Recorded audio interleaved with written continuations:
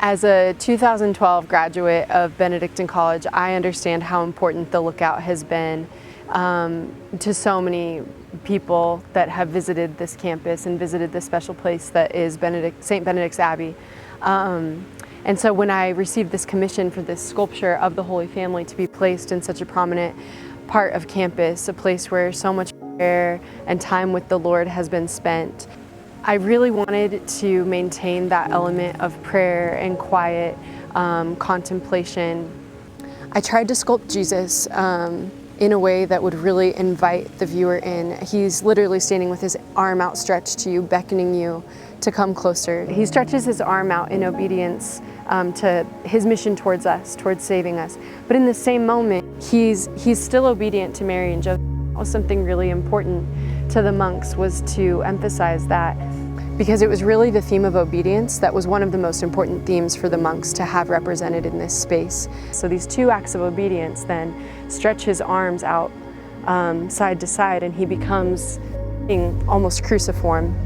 And that was really intentional from me, that I wanted to show that ultimate act of obedience that he would make for us on the cross. With Mary, there was so much that I wanted to say about her motherhood, her femininity, her relationship to Joseph as his spouse.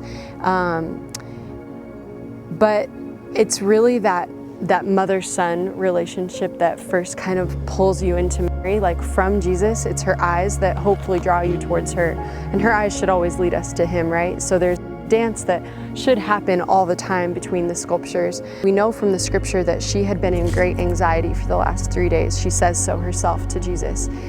We also know in the scripture that she was keeping these things and pondering them in her heart.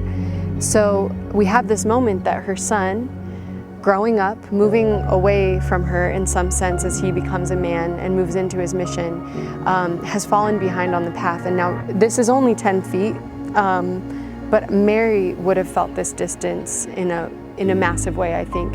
In sculpting Joseph, the elements that were most important to me was sculpting him as himself as an individual, and then him in the role of spouse and father. So Joseph, he's leading his family home. You know, that's something specific to his call as a man, is to be a strong leader. They finally have Jesus, and now Joseph is just determined, you know, and I wanted you to feel that determination in his posture, just determination to lead his family home safely, whether it be the personality of Mary or the leadership of Joseph or the childhood of Jesus, or, you know, this diversity shown amongst their features and faces,